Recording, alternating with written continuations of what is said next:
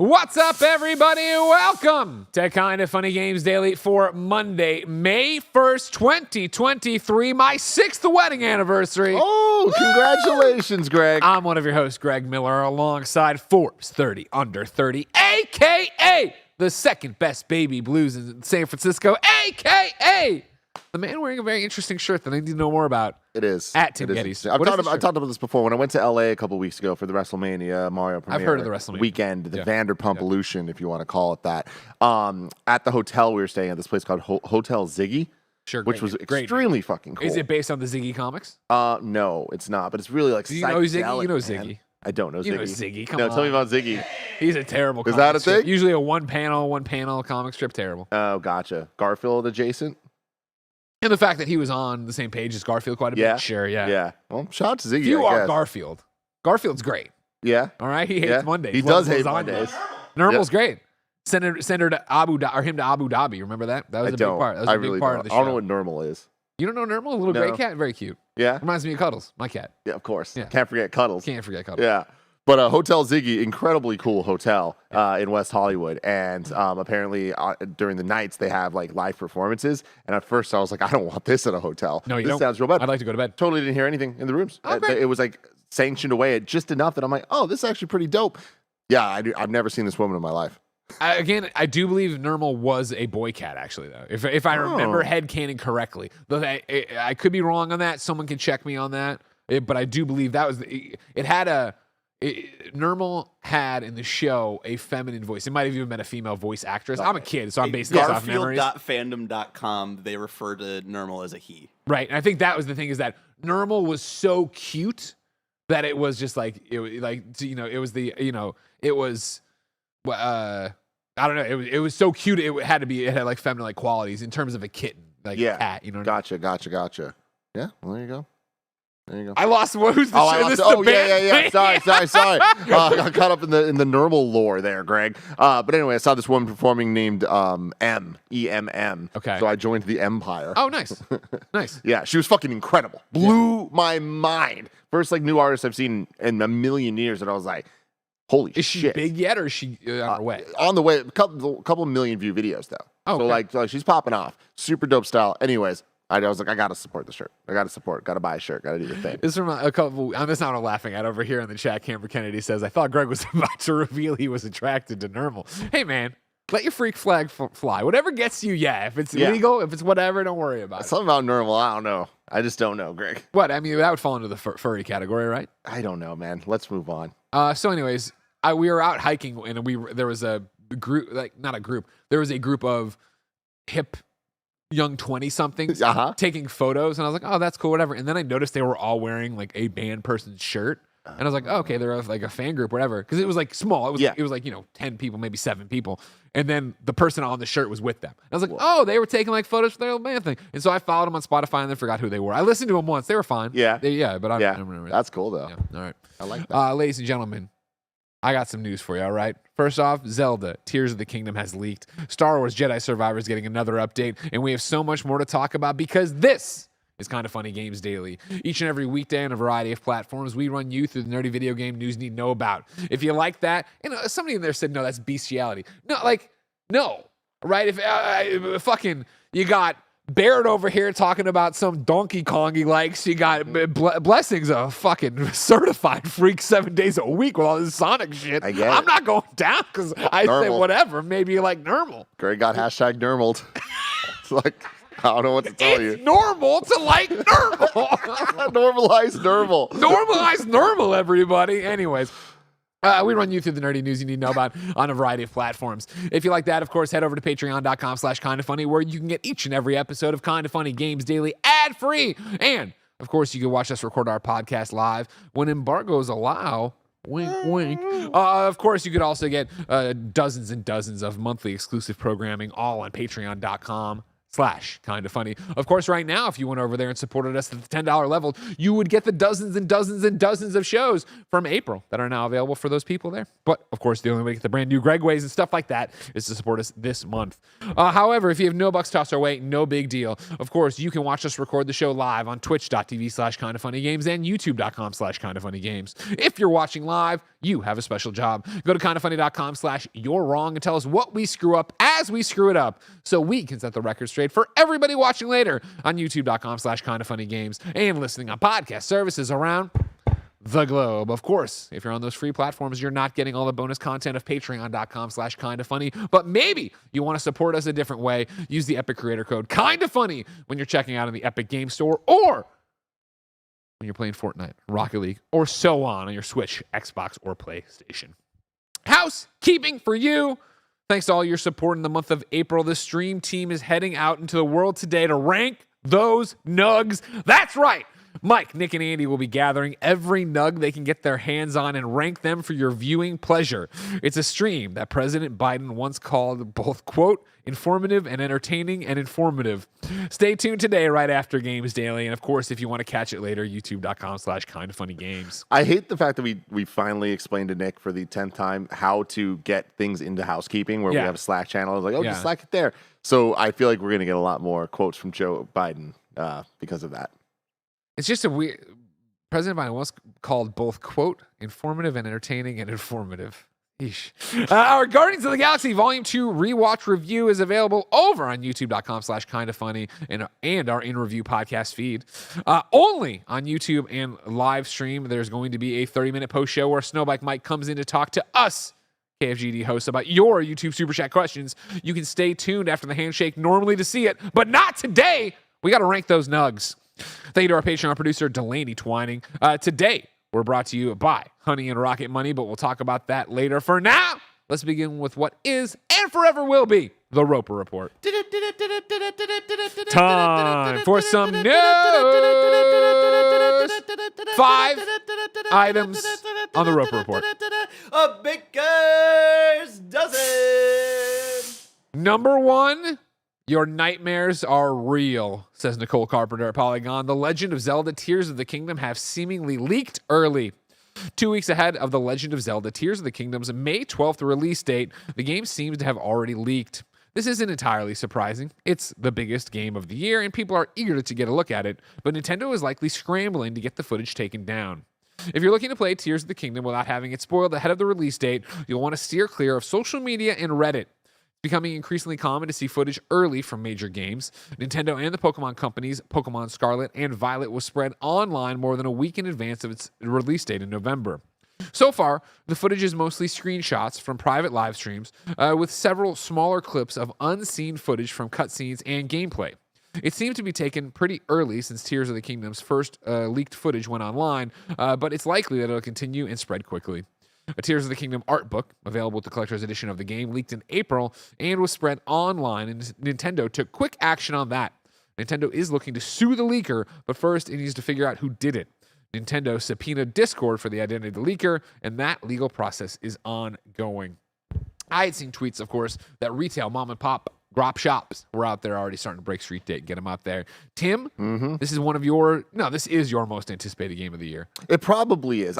This is a tough year, Greg. With Final Fantasy 16, I'm pretty stoked on that. Really? Spider-Man 2. I think Spider-Man 2 actually takes the cake for me. Really? More than Zelda? Yeah. I'm not that big of a Zelda guy at the end of the day. Okay. I love Zelda, but I'm a Mario guy. You know what I mean? When it comes to the Nintendo side of things. Wahoo! But you still sold them out. Game of the year. When I was out there trying to get Super Mario Odyssey. Hey, sometimes there's just facts out there. And sometimes Zelda comes through, and Breath of the Wild did that.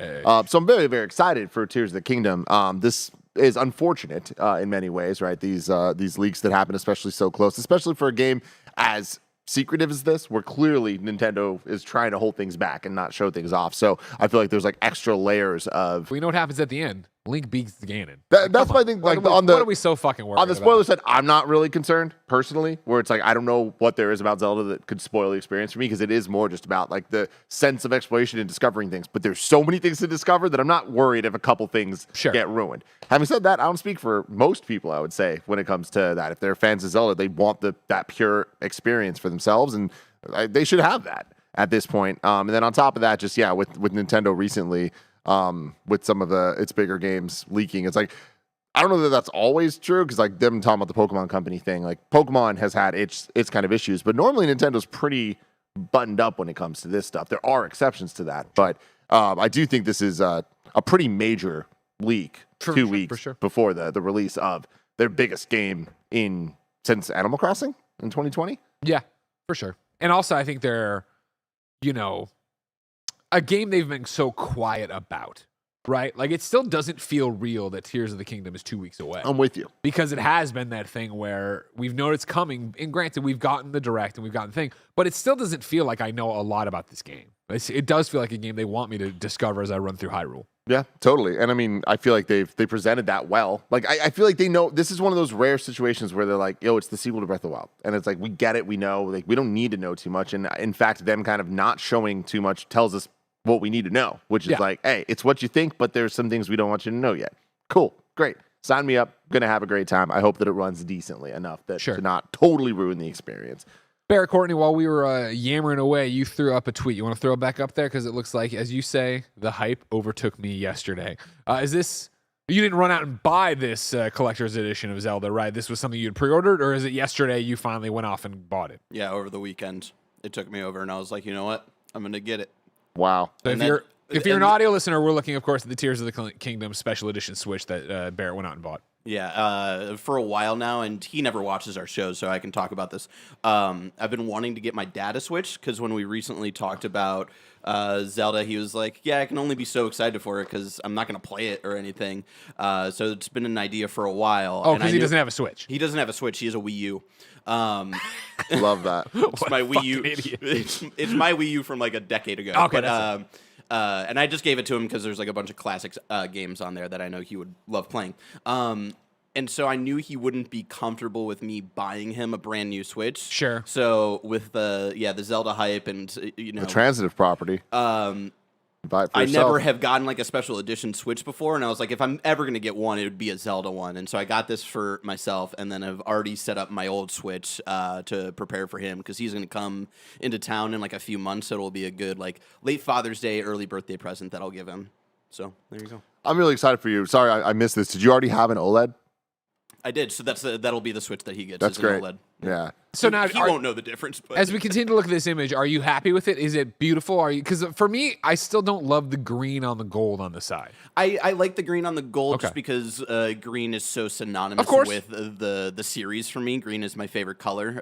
I think Link had a big part in that as a kid growing up. See, I was always blue tunic Link. Still am. Me too, man. Play Smash, you know what I mean? Play Smash, baby. Because I like his new green like tunic thing that you see, the weird arm that he has. I kind of like that. I just really love the dock. The dock is like really the showcase here of just like how beautiful and intricate the Triforce and all that is. The Switch is interesting to me when it comes to these collector's edition consoles, where like it's kind of Nintendo's entire thing to release every version of a 3DS possible anytime a game comes out, and like they know that people are going to buy multiple, and that serves multiple functions. It gets Nintendo money. It gives people the option to jump in later, like wait for a collector's edition they want, or more likely for families. All right, cool. Or like, I mean, Barrett's situation even makes sense, but it's like, all right, I'm going to get one for the little brother. I'm going to get one, Nintendo families, I feel like usually end up getting multiple of the same console because of the way that their games kind of function. But it's interesting to me that the Switch, because of its form factor, isn't like this console itself being the collector's edition. It's like the dock and just the Joy-Cons. Sure. Which like, I'm kind of like about, but then again, I've never really been a big collector's guy anyway, so it doesn't matter. I think I still am not fascinated, but interested by the restraint Nintendo has shown on Joy-Cons. I still can't believe that there isn't just every color under the sun, mix and match, go do this thing. Though, right? But I just don't. There are 100 options. Pairs like wall I know, of Joy-Cons? I know, but I'm still saying, like, I feel like you should go to Toys R Us and it should be a wall of everything. Every game should have not only the collector's edition, but after 6 months, a year, they say, all right, well, we're also putting out the Joy-Cons that you can buy. What or like, what? I know this is so anti-Nintendo because like they're confused and scared by the internet, but like to just be able to go to Nintendo.com and mix and match, make your own, do whatever, pull the design lab from Xbox. Yeah, because I feel like I would keep buying Joy-Cons on a whim, and they'd have to be a little bit cheaper, I guess, and yada yada yada. But like, Yeah. I mean, it is interesting that like even like the classic ones aren't just readily available. Like my original launch ones, like Nintendo graced Tim Geddes with the perfect blue that I loved so much with First Swing. But even then, it was complicated because you only got one of them. You had to buy the other one, and then like they didn't sell the right one without buying a combo pack with the other. So it was a whole fucking thing. But where we're at now with it, I'm just surprised that with how the Switch is form factor wise, that the collector's edition isn't just the dock and the Joy-Cons. Because like I feel like for people that already have a Switch OLED, it's an even tougher sell to jump in. But I guess there are people that will do it. So and it's the thing that this continues to push that Switch number and continues. That is a good point too. That's a really good point. It's what I've been fascinated with on this ride to Tears of the Kingdom. Right, is the amount of the normies that's brought out of the woodwork to talk to me about this. You know, it's we talk about attach rates for Switch games. We talk about the power of IP and the fact that like last Friday, friend of the show, Mill Valley Pasta Man, Tony, came over because he texted me. He's like, hey, I've occasionally at the farmer's market mentioned to you about like, hey, I'd love to borrow some Joy-Cons because I have Joy-Con drift or whatever. I'm getting ready for this big trip and I need to replay Breath of the Wild on that trip. I was like, oh, come over. Yeah, I got Joy-Cons. And he came over and I gave him the Mario red ones I got when I bought Jen's Switch, the Mario one, before we both got new OLEDs or whatever. But then it was like the whole thing of like, he's talking about it and he's so excited. I'm like, you're going on a plane for like multiple hours? Yeah, I'm going to Italy or whatever. I'm like, hold on. I went, came up with the fixture S1. Hell yeah. Like, now this is the Rolls Royce of the system. Yeah. Like if you take I have two, take this one, take this, his Pro controller's broken too. I'm like, take this Pro controller, charge this all, you slide your Switch in, you're playing the whole, I remember playing so much Breath of the Wild that way. Like, right. I remember when the old story of you and me, when we got it and we went to PAX East or whatever, we were separated on the plane. I walked by, I'm like, this flight is flying by because I'm sitting here playing a brand new console Zelda on a plane. But then eventually when it was, we got the fixture S1, pop that in there and play it that way with the Pro controller. I've been buying a lot of different Joy-Cons and like Pro Joy-Cons and different like Nintendo controllers. Yeah. You've got the ones that are like did you get the ones that are the GameCube ones that slide on, or just the one that have the handle? Not yet. I ordered them. They're on the way. The not official, but like the more legit ones are like backordered a little bit. But I've been buying them to try to hopefully before Zelda. I wanted to do a comparison video and like actually shoot it because like a lot of people would ask me like, oh Tim, like what's your Switch accessory lineup these days? And like I'm trying to find the perfect thing. The fixture to me is the perfect thing because it is just a Pro controller. But sometimes the balance of it is a little off. And I feel like sometimes I just want the Switch in handheld mode to be able to put next to my bed and like just the amount of space it takes up. I want it to be a little bit more flat. So I'm trying to find the perfect one. But I'm making some progress, but I'm still waiting for some more to come in. But anyway, stay tuned for that. I don't know. It's probably not going to be a Gamescast or anything. I might just make it as a standalone thing, but I definitely want to do it. Are you trying to do it before Zelda? I was the goal. I don't think I'm going to be able to because I want to have all the controllers. And I don't think that those are going to be here in time. But fair enough. Yeah, cool stuff. Where are you? Obviously, we are all excited for Zelda. What is your hype for Zelda right now? Is it one of those like your kind of days can't sleep, whatever? No, I'm more scared of Zelda than anything, Greg, if I'm being completely honest. Sure. It's a very daunting game, right? It's going to require a lot of time, and there's a lot of things going on. My biggest thing right now is I got to finish Survivor by then, Jedi Survivor. I'm definitely going to. I'm going to be fine. But I think I'm like maybe like 2/3 through Survivor at this point. So I just need to just get it done. But I am getting kind of scared because like I like the differences as a priority where I'm like, I gotta finish my platinum of Survivor before that. I know. Yeah. Just there's a lot going on what I just called my Skelender, which is a combination of schedule and calendar, Greg. Oh, I thought it was something about a skeleton. I wish. Like I drive ones on, looking like it. But yeah, so I got to get Survivor done, and then. Which my problem was, Greg. I was playing Survivor this weekend, having a fucking fantastic time. Sure. Love this game. Really, really great Star Wars game. In the Star Wars mood. And as I'm playing, I'm like, I could never stop playing this game. It's so fucking good. And I stopped and I was like, wait a minute. This is the weekend. It's the 40th anniversary of Return of the Jedi. Oh, yeah. They're playing it in theaters this weekend only. I need to go watch Return of the fucking Jedi. So I grabbed Cool Greg. We went and go watch Return of the Jedi, my favorite Star Wars movie, and on this big screen for the first time in 20-something years.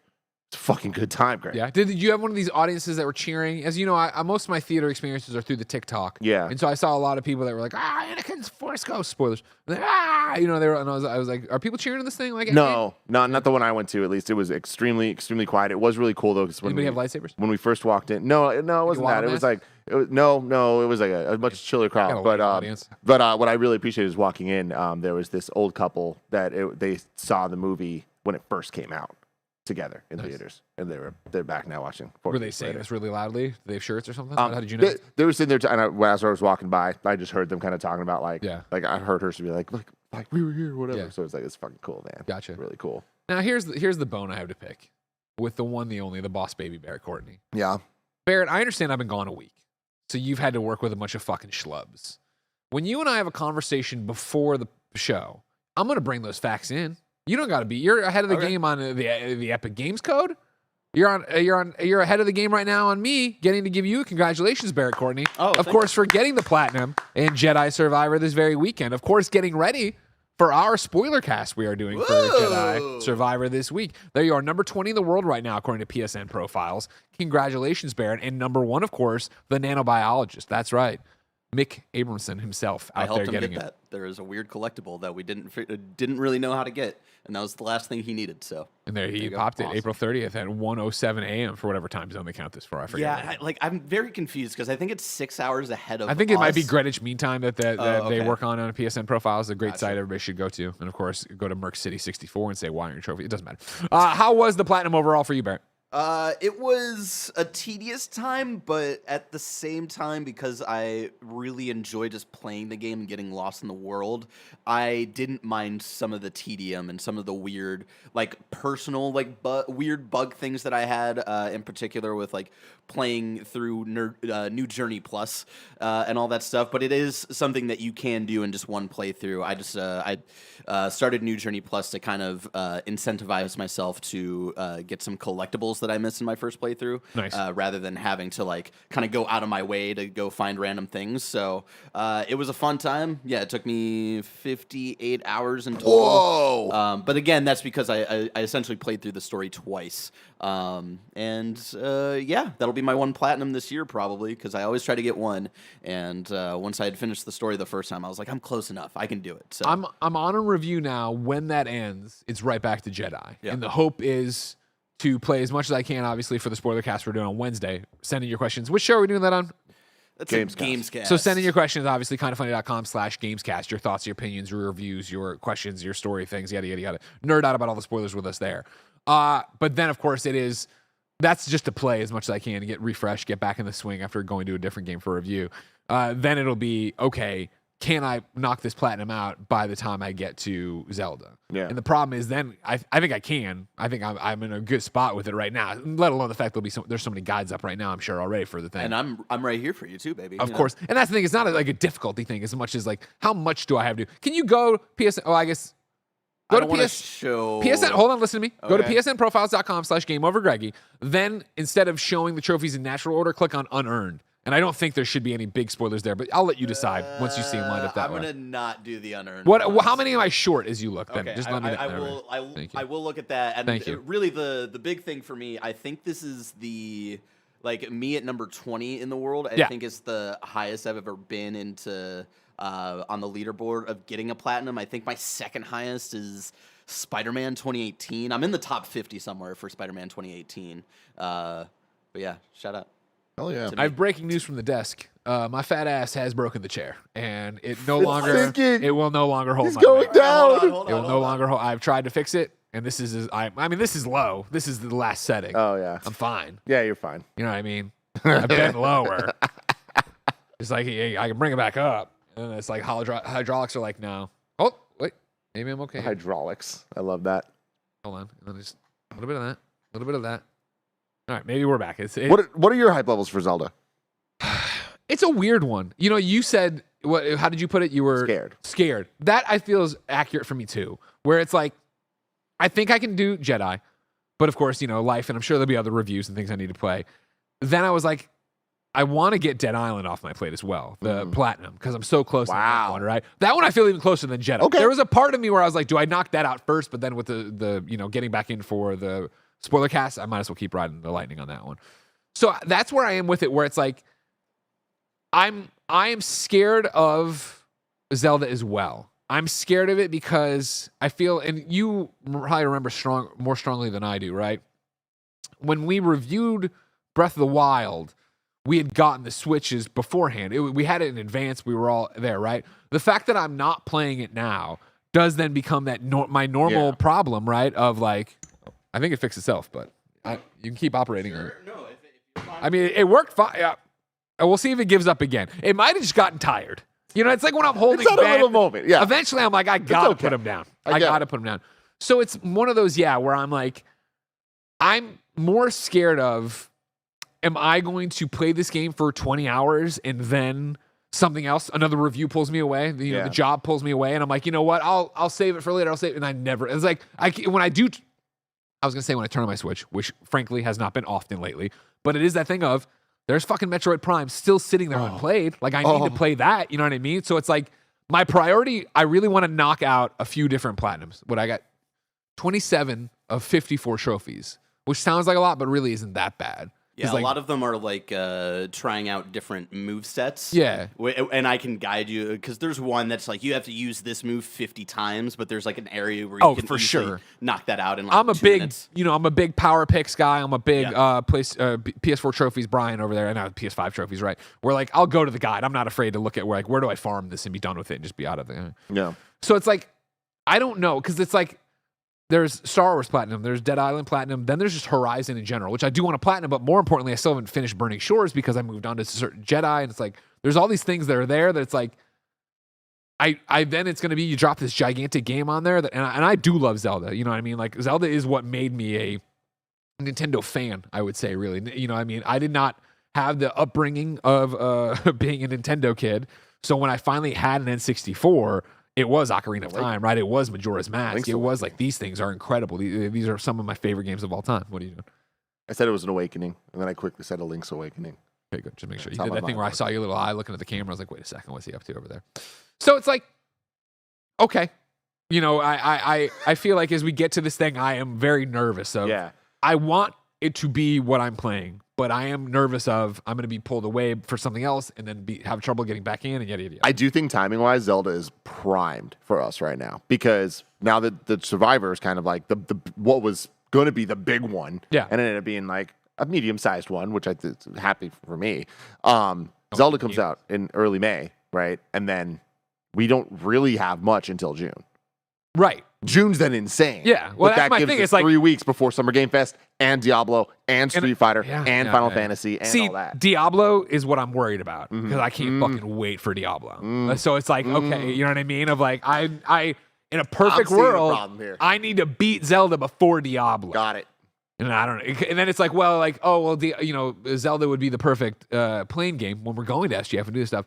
Not so fast, motherfucker. Diablo is cross-platform, cross-progression, so I can take my PS5 and play it on my Steam Deck and have it all set to go. And I love that everyone listening and us, we're all going through the same problems, just in different forms. Yeah, you get what I'm saying? yeah. We're all gamers out here. Gamers, boys. Well, I'm like, And girls. if there And people. is not a single game you're looking forward to in the next 3 months, yeah. you might want to take a break from gaming for a little bit and just like refresh your batteries because I feel like there's never been a time that more types of gamers are being satiated with high quality video game content. Sorry, I gestured to the chat, then noticing I wasn't on camera, and then noticed that it started in earshot. Ignacio Rajas, has Greg played Advance Wars? He was so excited for that game. No. Codes came in, and guess what? I was 3 reviews deep. And it was that thing of like, it's a very simple game of arithmetic here, right? Of like, I'm working on this review. Okay, well, this game code comes in, and it's like, okay, well, this review outweighs that game, the new code. And so then it becomes, well, now we've passed the review embargo for Advance Wars. Well, now Advance Wars has to be on the back burner because I have 3 or 4 more reviews to go. Yeah. And then again, what I'm already talking about of like, well, now I want to finish these fucking platinums. I want these off my. You're a plat guy, Greg. And it's also the thing of like, I love Advance Wars, don't get me wrong, but like, I played Advance Wars. I'm excited for Advance Wars because I loved Advance Wars. I already know what I'm getting out of that experience. Yeah. What a time to be alive. What a time. But speaking of Star Wars Jedi Survivor, number 2 on the Roper Report, there's a new performance patch out. We go to Billy Givens over at IGN.com. A new update for Star Wars Jedi Survivor has rolled out today, May 1st, for PC players that addresses some of the game's ongoing performance issues, and an even more extensive update is planned for console versions tomorrow, May 2nd. EA took to Twitter to announce that PC players can now download an update that brings, quote, performance issues for non-ray traced rendering, end quote. Meanwhile, an update for console on Tuesday packs a massive slate of improvements expected to rectify many of the woes players have experienced since the game's launch last week. It's important to note that the PC version has already received these other updates. Billy, don't come in here trying to fucking carry water for PC players. The full list of updates for the Xbox and PlayStation versions is as follows. Multiple crashes fixed across PlayStation, Xbox Series X and S in various areas of the game. Fixes crashes that were tied to skipping cutscenes. Performance improvements across PS5 and Xbox. Fixed an issue with dynamic cloth inside the Mantis. Various rendering issues. Issue with it goes on and on like this. They're still trying to fix this fucking game. Yeah. That's what we're trying to get down to, all right? And they will continue to, I'm sure, for quite some time. Tim? Yeah. It makes me want to make this sound. Sure. You know what I mean? Sure. From every angle. Yeah. Every single angle. It just sucks because they're working on it. They're fixing it. It's going to be a better and better experience by the day. I just wish it didn't have to be this way. And I hate that the answer is, well, it has to be this way just because of X, Y, and Z. And it's like, well, then maybe we should change X, Y, and Z. It's like, but how do we change X, Y, and Z? Circles and circles and circles and circles. And it just sucks because it is such a high-quality game that is just marred with this bullshit. This nonsense bullshit that you can never get every bug out. You can never get every crash uncrashable. You can never do all that. But it is really unacceptable, the state that this game is coming out, when the entire promise, and I know I'm not saying anything new to anybody here, but the entire promise of these next-gen consoles, the reason that we needed to get them was all this technical stuff, right? You look at the Switch and there's the understanding of like, well, it can only do this, so we're impressed when it does things kind of well, right? But then also we talk shit when it does things really poorly, Pokemon Scarlet and Violet, right? Yeah. And even with Breath of the Wild, it's like we praise that game, but like I don't think I've ever heard somebody talk about Breath of the Wild for more than 10 minutes without being like, well, okay, well, when you get in the forest, you're gonna, you know what I mean? Like that always gets brought up. But there is the understanding of that's a but as opposed to like the entire game. Whereas with this is supposed to run on a PS5 in a performance mode, not even in the quality mode. It's just very upsetting as somebody that invests in the tech side of things and cares about that shit and wants my PS5 to fucking sing. Yeah. You know? For sure.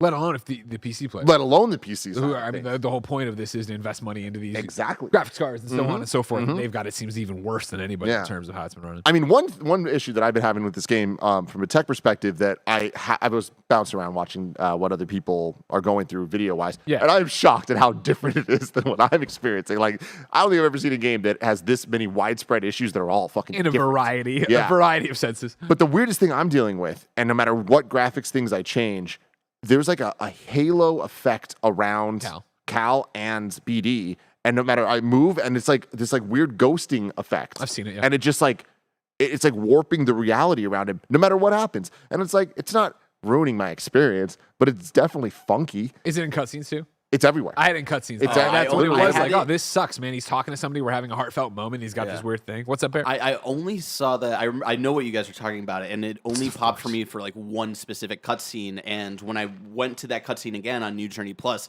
it was the same exact cutscene, and that was the only part where I saw that. But I know what you're talking about. The chat's saying it's FSR. Back in the SSFR. Right? You like that one, Barrett? See, that's a beat. Fidelity FX Super Resolution. Dang. Well, I don't like it. Now you got to fix. I don't like it. Yeah, well, yeah, I do. I guess I had articles to read. My favorite thing to do. I agree. Playing a video game. Everything you're saying, yeah. It sucks that a game that is so fucking awesome has all these problems. Yeah. And then it also sucks that like in a week or two, hopefully, right? They're all a moot point. You don't even think about them anymore. But this is the moment that matters when every first impressions matter, right? I've been waiting for this game. My even though they'll be fixed, my thoughts and reviews are the hard crash and the two doors that wouldn't open for some reason, and then the Gregway I'm putting up today is about how mad I was in a Gregway a couple weeks ago or 2 weeks ago because I thought I was at a part that was super bugged out when it wasn't bugged out, but the game's bugged out so many other times it made me think it was a bug, and then you're like fighting yourself about it. Yeah. And the worst thing is, it's a fantastic game. I'm 100%. fucking loving it. And again, despite all the shit, it's like I'm having such a good time. I can't wait to keep playing. And it's like, unless Return of the Jedi comes to theaters. But man, it's so good. Lightsabers are cool. They freaking are. Number 3 on the Roper Report, PlayStation's live service games will target diverse, quote, genres and scale. This is Andy Robinson at VGC. PlayStation Studios boss Hermen Hulst has discussed Sony's push into live service games and insisted that the multiple games it has in development will be diverse in terms of genres and target audience. Sony Interactive Entertainment revealed last year that it's planning to have 12 live service titles in the market by its fiscal year ending in March 2026, up from 3 during its previous business year.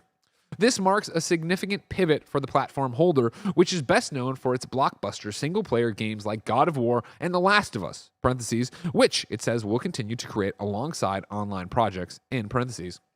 Speaking to GI.biz, Hermen claimed that even though SIE has a significant number of live service games planned for the coming years, that doesn't mean they'll be modeled on Fortnite or Destiny. And then, quote, we understand the competitive environment that is out there and the time investment from players that live services offer, Hermen said, and we want to deliver the highest quality games.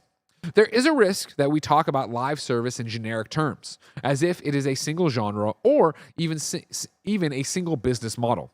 PlayStation Studios are making a variety of games that could be referred to as live services, targeting different genres, different release schedules, and at different scales. We are also creating games for different audiences, and I take confidence from our track record in creating worlds and stories that PlayStation fans love, end quote. Hermen was talking following the news that Sony has acquired Washington-based Firewalk Studios. The developer, which was part of independent game company Probably Monsters, was already working in partnership with PlayStation on a yet unannounced multiplayer IP, and yet SIE decided to acquire it even before its first release, just like with Haven Studios last year. Back to Hermen, quote, every studio relationship has its own trajectory. In some cases, we have worked with companies for many years as external partners before bringing them into SIE. In other instances, an acquisition has come around more quickly.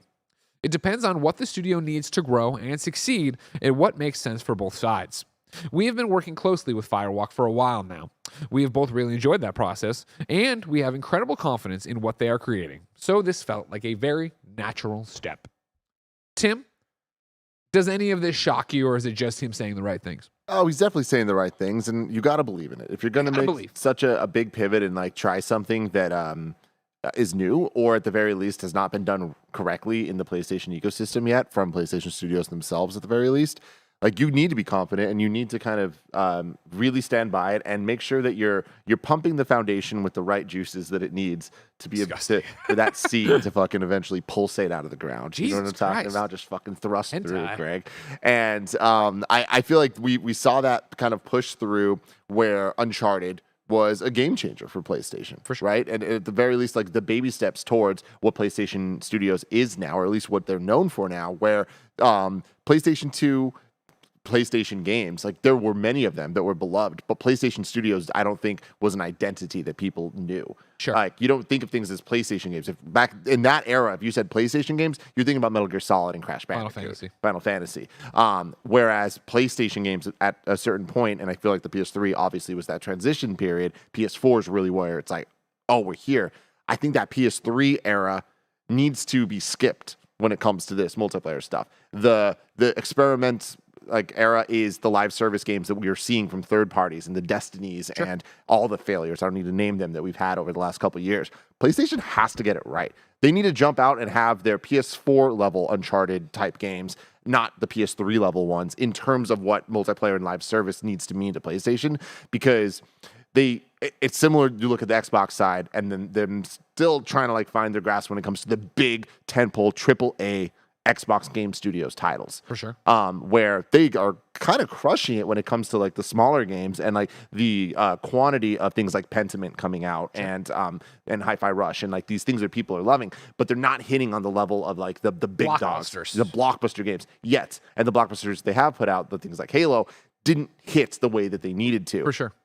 PlayStation, I think, is on the flip side of that when it comes to the multiplayer stuff. They need hits. They don't need stuff that's okay. They need hits. The games need to work. They need to be correctly monetized so that people aren't super upset, because if they mess up the first one, people are going to assume the second, third, and fourth are going to suck too. Yeah. So having said all of that, do you think this is going to work? Yes. And not so much because it's PlayStation. I think it's more the fact that we are at the tipping point. We are going through the looking glass, and what we consider, or I shouldn't even say what we consider, when we talk about live service games, we talk about games as a service. I feel like we're about to go through the same way we went through when I started at IGN, which was, oh, it's got RPG mechanics. Oh, it's RPG light. Oh, there's a skill tree like there would be in an RPG, but it's not an RPG, blah, blah, blah. I feel like now the fact that every game you play has RPG elements in it, that's just normal. That's what this is. It's the same thing where it used to be, oh, it's good for a downloadable game. Now downloadable games can be like, oh man, this DLC, what is that all about? Now DLC is everything, and it can be anything under the moon, and you get that. I feel like that's where we're about to go, and I think it's interesting that, GI calls out this thing that Hermen was saying, right? That it doesn't necessarily mean they'll all be modeled on Fortnite or Destiny. I think it's going to be live service mechanics, ideas, little seeds like you're talking about that you've seen in other things put into these different games. So yeah, not every game is going to be, it's a giant fire team shooter you're all running out, and there's going to be a battle pass that does X, Y, and Z, blah, blah, blah. Like, I don't know what those titles will look like, but I do see it being more of the idea of like, how are they keeping you engaged in what these games are longer? I think that's the biggest thing about it. How are they monetizing you beyond either the first $70 or the free-to-play game they're putting out that then has these hooks in it, but isn't necessarily a Fortnite, isn't necessarily a Destiny, isn't an MMO. Like, there's so much that you could be done with these tools that don't need to be, hey, it's Avengers, it's Knockout City, hey, it's Rumbleverse. Like, there are so many different ways that PlayStation could take what has worked and not worked and learn from those mistakes and put them into different games and have them not be egregious money grabs, not be patently, hey, this is this weird new IP that we need you to invest in for the next 6 months. Otherwise, it's going to go away and it's going to be gone. Like, I feel we are already doing that in some respect, in some regards, when you look at something like, if you looked at like FIFA or Madden and Ultimate Team or WWE and My Faction, like, those are games as a service mechanics. Those are a live service that is keeping you coming back. For me with WWE, still keeping me coming back to log in and get my daily rewards, even if I'm not playing the game right now. Like, I feel like those are the tools and toolbox that the PlayStation is going to go to, learn from alongside with Bungie and all these different people, and put into these things. Yeah. I think when they say, oh, we have 12 live service titles, it's so easy to be like, what the fuck are you talking about? 12 Destinies? And like, from the moment they said that, I have been saying it's not going to be that. What it's going to be, I can't tell you. Yes, there are going to be games, I assure you, that come out and are, it's not Destiny, but it's like Destiny. It's meant to be something you're playing all the time, blah, blah. But there's going to be so many other of these dozen games that are going to be, it's this little thing. A Genshin, well, not little, but like a Genshin Impact-like experience, which is different than a Destiny-like experience. I mean, MLB, the show, I think is a good example of like what they're doing now, applying your logic of what live service can look like that's different from what you traditionally expect. I just wonder, like, to your point about like how the industry changes and like through the looking glass stuff, like, is this just multiplayer? Is this just like a synonym, live service, games as a service, multiplayer? At some point, they're all going to just mean the same thing. And this is just the 12 live service titles, or just 12 multiplayer titles that Sony's going to have, which I'm very interested in what that looks like. And with factions presumably leading the charge of the glow up, right? Like that, all eyes on that. And what that all means for the PlayStation Plus ecosystem of like how much they're going to lean on, this is why you need Plus, is to be able to optimally enjoy these 12 titles. I don't know. It'll be interesting. I think, does it all mean multiplayer in a lot of ways too? What does that mean? When we say multiplayer, you jump to head-to-head, you jump to division, you jump to being on a team with people. I also wonder if something like what we saw with Astrobot could be a toe in that, right? Remember how it was we all played Astrobot and loved Astrobot, and then on top of that there were the speed runs. You saw Jeff Grubb and Dan Riker and a whole bunch of people going back and forth, chasing records, chasing scores, trying to do that. You turn on your PlayStation, you'd get the notification somebody beat you. Oh, well, fuck that, I'm gonna go do that. Like, there's that. And so then it would be for me of like, if you're making a game like that, and let's say that is the next Astrobot. This is just totally off the cuff here. I'm not hinting at anything. But we're putting out Astrobot, we're giving you these levels, and every month there will be a new level. Every week, every day there'll be a new every week there'll be a new challenge, and then there'll be a weekly reward that if you log in the 3 out of the 7 days of the week, right, you get this new Astrobot skin. Like right there. I am in. That is a live service, right? That is, and that's not the live service you think of with Destiny, but it is of how do you keep somebody playing this thing? And if it was that, oh man, Team Asobi makes all these great like little levels. Let's make little levels. Let's put this out and have it be that it's not what you're turning your PlayStation on for, but it is you'll go jump in and do it. You will jump in and play it. Yeah, could be cool. We'll have to wait and see, ladies and gentlemen. For now, instead, I'll tell you about patreon.com/kindafunny. Over on patreon.com/kindafunny, you can get this show ad-free. You can watch us record the podcast live. You can get my daily Gregways. Like I said, today's going to be me talking about my Jedi bugs. However, most importantly, like I said, you can go over there to get this show ad-free. But since you're not there, Jack, here's a word from our sponsor. Shout out to Honey for sponsoring this episode. Honey is the easy way to save when shopping on your iPhone or computer.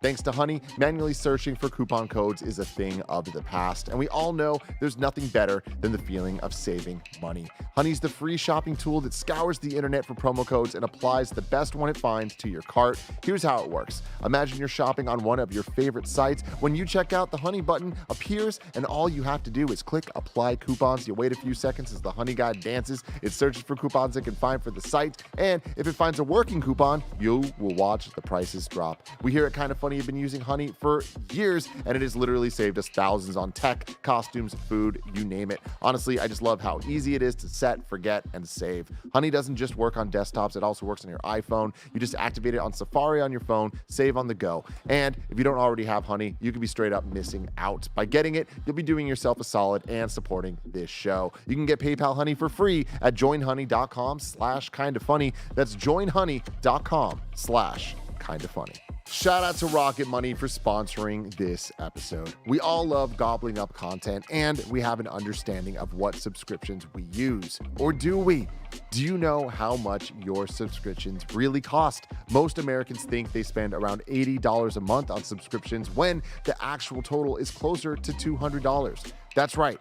You out there. You could be wasting hundreds of dollars each month on subscriptions you don't even know about. Rocket Money is a personal finance app that finds and cancels your unwanted subscriptions. It monitors your spending and it helps you lower your bills, all in one place. Rocket Money has saved some of us here at Kinda Funny a ton of money, and it can help you too. Stop throwing away your money. Cancel unwanted subscriptions and manage your expenses the easy way by going to rocketmoney.com/kindafunny. That's rocketmoney.com/kindafunny. ROCKETMONEY.com/kindafunny.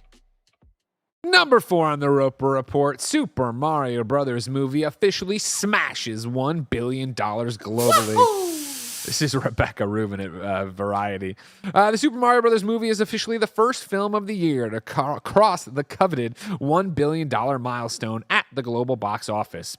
As of Sunday, after 26 days of release, god damn, it's been 26 days since the movie came out? The animated video game adaptation from Universal, Illumination, and Nintendo has grossed $490 million in North America and $532 million internationally. It's only the 5th movie of pandemic times to join the $1 billion club, following Spider-Man No Way Home, Top Gun Maverick, Jurassic World Domination, and Avatar The Way of Water. Domination is actually really bad, but never forget Fallen Kingdom. That was a good one. That was a good one. Worldies. The Super Mario Brothers movie opened in theaters on April 5th and generated a towering $204 million in its first 5 days of release, notching the biggest opening weekend of the year and the second biggest debut ever for an animated movie. And it's not done yet, Greg. It's just going to continue to keep going up and up and up. Yep.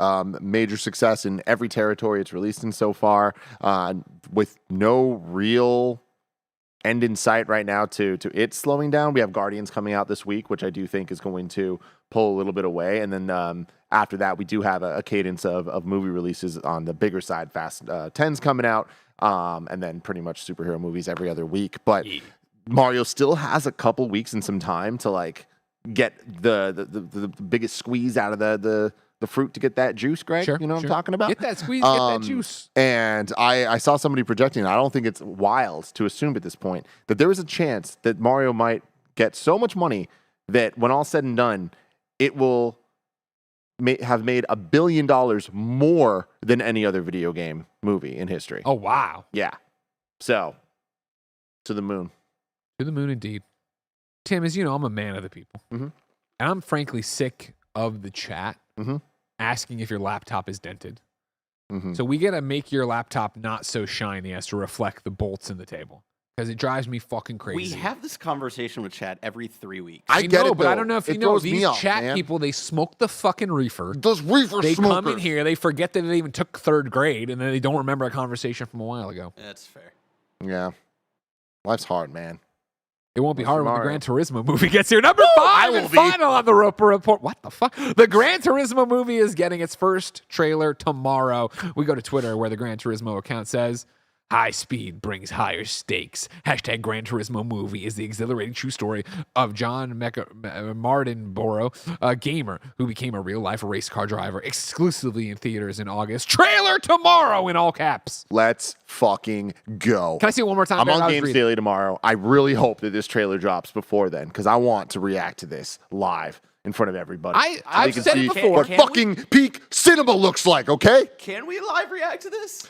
This one's not universal, so I think we're good. All right. I'm willing to roll the dice and take that risk on this one, It's Greg. another one of like, don't get me wrong, I wish movie theaters had closed down and I could get the thing. I'm not going to rush to the theaters to see this, but I'm interested in this one. Oh, you will. I like this. I'm forcing you to, Well, I'm Greg. sure I have to. You're seeing. We're reviewing this one way or another, Greg. We can't let. Sony movies and PlayStation movies in review. That's the thing. We're on the way here. That's all good, right. yeah. It might not even just be movies. I might force you to watch fucking Twisted Metal, Greg. All 10 episodes dropping in July on Peacock. Okay, Anthony Mackie, he's out here. You see the trailer? Samoa He's Joe. dead. He wants to Samoa fuck my Joe's in it. sister. You know, it's a whole thing, Greg. It's a whole thing. I want to see my son and play video games. Yeah. Can I please not? You got to twist some metal, baby. Fucking shits. I'm excited for this. I'm hopeful for Gran Turismo. All jokes aside, Yeah. It's an interesting idea. Like, what are you going to do for Gran Turismo? And I'm like, that's a pretty good pitch for a movie. I think, and it's Neil Blomkamp, which again, there's hits and misses, and at this point, even I would say there's probably like more like misses than hits. Wow. But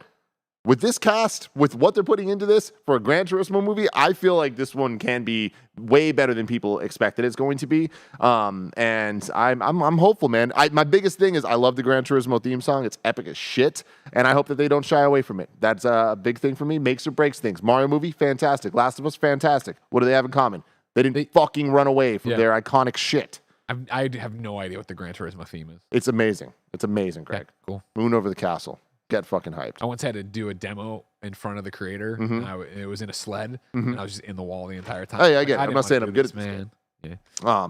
But yeah, I hope that this is good. I don't I think hope it's so, going to too. do as well as Mario, though. But we'll have to wait till tomorrow. But Tim, tomorrow's so far away. is, man. If I wanted something more immediate, saying what came to the mom and grop shops that are leaking Zelda out there each and every day, where would I go? The official list of upcoming software across each and every platform is listed by the Kind of Funny Games Daily Show hosts each and every weekday. Yeah. Out today, Mirrored Souls on PC, Rice, repetitive indie combat experience on PC, and World Turtles on PC. I'd love a trailer for World Turtles if you got it. New dates for you. Meta Quest Gaming Showcase is set for June 1st at 10 a.m. Pacific time. Wonder if we'll get the Ghostbusters Rise of the Ghost Lord release date. Interested in that? You said World Turtles? World Turtles on PC is what I'm looking for. Okay. Oh, Okay. yeah. Deals of the day. The Legend of Heroes, Trails of Cold Steel, is $20 on Steam. Did not expect this for World Turtles. No, I'll be didn't honest with either. you right now. That I mean, You're the an audio turtles. listener. Civilization builder on the back of a turtle. Yeah, That did turtle is not, the world. Did not see that coming. I did not see that coming, and there it is. Good for them. We'll go. Oh, Freedom Games is putting out. Okay, well I there feel you like go. the turtle's head and arms are taking up way too much of the screen real estate. How would you know you're on a turtle if you don't see that? That's a fair point. I don't know about this one, Greg. You don't know about nothing if you ask me. You know what I mean? You're making a lot of good points. Chat seems hyped about it. I'm going to toss you a quick reader mail, all right? Please do. This comes from Colby. Of course, you can write in for free to be on the show. Kindoffunny.com/KFGD. Colby wrote in and said, are duologies the new trilogies? With game development times and overall game lengths having increased since the prime days of trilogies, is a part 1 and a part 2, parentheses like Tilu and the new God of War games, the way to do things? Horizon is going for a third game, but I can't imagine Ghosts or Cyberpunk or any other new single-player IP committing to a full trilogy, which would now be close to 12-year commitment. You know, I don't think that, and correct me if I'm wrong on this, I don't think anybody ever set out being like, we're making a trilogy of games. Lots of people do. Yeah? Yeah. Name one. Mass Effect. Yeah? Yeah. That was the point? From the beginning, like all your saves will carry over. And Okay. It'll all be Cool. I mean, that's one example. Like besides I mean- that, like Metal Gear Solid. Horizon. They're making 3? Oh, yeah. Yeah? Horizon 2's ending is basically like, well, man, that's going to be fucked up next time. Yeah. We gotta go do that. But will there be a 4, though? Like will they go I doubt more it. than that? I think they'll stop there for sure. If I was a betting man, which I am, Horizon, and I went now again, 20 years from now, are they going to make a Horizon 4? Maybe. I don't know. I'm saying for what Guerrilla's currently planning, yeah, I think they end there. I mean, I don't know. I just feel like I'm still not convinced that there are many examples of trilogies that are real trilogies because things are made after. Like even Uncharted, it's not a trilogy. There's a 4th one. I mean, and not to mention Colby, with all due respect, you're getting a Last of Us Part 3. Yeah. When? I don't think immediately by any stretch of the imagination. And I also think that those were very much made to be like, we could leave it here if we wanted Yeah. to. And I think God of War as well. I think we'll get a God of War 3, and I think within the next 10 years. But this is a whole thing where, like, you know, I think the Corey. Norse stuff is. Corey Okay. was duology. infamous, right? Of like, yeah, we could have done a third one, but we wanted to do 2 because we wanted not to do this forever. Yeah. But I also think that, like, you're talking, and granted, we're talking mainly about PlayStation games here, I guess, with the examples we're giving. But I think that's also a little bit of the leniency PlayStation gives to their teams. Where, like, again, maybe everybody's blowing smoke when I've interviewed them or talked to them, but it does really seem to be a collaborative. Like, Hermen doesn't walk in and go, you are making this game. Like, they talk about what they want to make as a studio and go. I think where there is money and corporate bureaucracy, you could see things continue to get made over and over again. And I'm not saying PlayStation is immune to that in the future or whatever, but, like, the other things I could definitely see. You could see them continue to get. I can't imagine Ghost. Well, I can't imagine Cyberpunk getting a full trilogy. I could. What, you're about to get The Witcher 4, right? I mean, technically is what they're calling it, but you're gonna. Yeah. And again, which then means it's not a trilogy. All I'm saying is these aren't trilogies. Exactly. Then we get into what is a trilogy. Yeah. A trilogy is. We It's are a making trilogy. 3 things. Yes. I'm telling you from the start, it is a 3-thing. Yeah. And even then, it's like I'm okay with Star Wars. It's like there's distinct three trilogies. There's a trilogy of trilogies. You know, that was the purpose. We knew that going in that those things were happening. So I'll accept your Mass Effect answer, Greg. Nano in the chat says that when they talked about The Witcher, they are talking about a new trilogy for that. So there you go. But whatever it is, I'm a fan of this. Just make high quality games. Don't worry about the next one. Yeah, 100%. That was one of my letdowns of Horizon Forbidden West. Was the ending. I'm like, oh, Halo 2. That's a shitty way to do it. I'll never forget. It wasn't as bad as Halo 2. It wasn't that egregious, I don't think. But Yeah. time to squad up. This is where one of you writes in for free at kindafunny.com/KFGD. Give me your name, username, platform of choice, and why you need help in a video game. I read it here. The best friends come and find you, and everybody plays games together. Today, John Cash, not to be confused with Johnny Cash, needs help on PlayStation or Xbox. You can find them with this username of I'm just going to read the whole thing. JJureidin, and I think it's 2 capitalized. Yeah. Like 2? Good luck. Anyways, John says, I'm nice and like talking with people during frustrating games, lol. So if you want to do that, hit up JJureidinII. And then also encourage John to change his username. You know? Yeah. Let's just try. We won the fight. You can change your PSN Let's just name, try. You know what I mean? It's also in the description if you want to copy and paste it there. It's like, but honestly, this is going to be a rare one for me. Maybe don't squat up with John. Teach him a lesson. Oh, no. You know what I mean? Because this is like when you go to college and I don't know if they still do this. They just assign you gibberish as your .edu. Like, come on. You could, John, not a fan. Sorry. But actually, do me a favor. Everybody report that name instead. Oh my God. John, you don't deserve this. Don't report it. Don't report it. Just have some fun. We ask people watching live on twitch.tv/kindafunnygames and youtube.com/kindafunnygames to write in and tell us what we screw up as we screw it up. Read it in the voice, Greg. Bander SN? Yeah. Bander SN says, what, the Bander SN? Or I don't think this is an annoying comment. Oh, okay. Bander SN says, Greg said Jurassic Park domination. It's actually Dominion. What's on your mind, Greg? Domination? Huh? Listen, after all this hot and bothered talk about Nermal, yeah, maybe I am thinking of domination. You know what I mean? Dominate You're going to kink shame me because I want to be dressed like a little gray cat, strung up? You're going to kink shame me? Think about Jesus. yourself. Think about yourself there, Bander SN. Think about yourself. Wow. Wow. Someone else tried to get one here. I'm not going to do it. So instead, we'll just jump to tell you the rest of your hosts for this week, ladies and gentlemen. Tomorrow, it's going to be me and Tim. Hey. Wednesday, it's going to be me and Ben's godmother, Lucy James. She also Yay. works at GameSpot, Giant Bomb. I specifically asked you to have me on Games Daily with Lucy, and somehow life turned out that I'm not on this episode. You wanted to do it? You can do it. I can't. I'm not here there you that go. day. Well, see, that's why it didn't happen. No, trust me. I thought you were understand. blaming me. I apologize. No. I stand I know. down. Everyone stand down. I made a big deal a couple Stand weeks down ago. and turn your anger to John Cash. JJureidinII. Yeah, no, one day me and Lucy will do Games Daily together. Thursday, it's Blessing and Tim. Friday, it is Tim and Blessing. If you are watching live, ladies and gentlemen, remember, we're trying something new. It's called Ranking Nugs. That's right. Mike, Nick, and Andy are piling into a car as we speak, and they will be driving around San Francisco, ordering different nugs for 2023 to rank those nugs. We need the update. We need the update. You all need to know the facts. Many new nug places have opened. Now, will they go to those? Probably not. I don't know what these shenanigans will be, but it's going to be not great. You can keep watching live if you're watching live on youtube.com/kindoffunnygames and, of course, twitch.tv/kindoffunnygames. Bear, where are we at with the moving people to the new stream? Do they have to wait for the link, or do they have to do what's up with that nowadays? It should, in theory, be that once this stream ends on YouTube, it'll kick all of those kids over to the Jabroni Boys with Nugs, Okay. and they should be on standby by the time that they're kicked over. Again, YouTube redirect stuff is so interesting and so new for us. So, yeah. If you're watching live right now, go over to youtube.com/kindoffunnygames or twitch.tv/kindoffunnygames. Don't miss it. To keep the fun rolling as they nug it up, Greg. Yeah. Of course, you can catch that later on demand, youtube.com/kindoffunnygames, just like this show, because this has been Kind of Funny Games Daily. Each and every weekday on a variety of platforms, we run you through the nerdy video game news you need to know about. Watch it live on Twitch, watch it live on YouTube, watch it later on YouTube, listen on podcast services around the globe. No matter where you get the show, please like, subscribe, share, leave a review. And then, of course, tell your friends all about it, because it really helps us get new people in here. Of course, we have so much more to do, so much more to talk about, but that'll have to wait because you have to watch some morons eat chicken nuggets. Until next time, it's been our pleasure to serve you.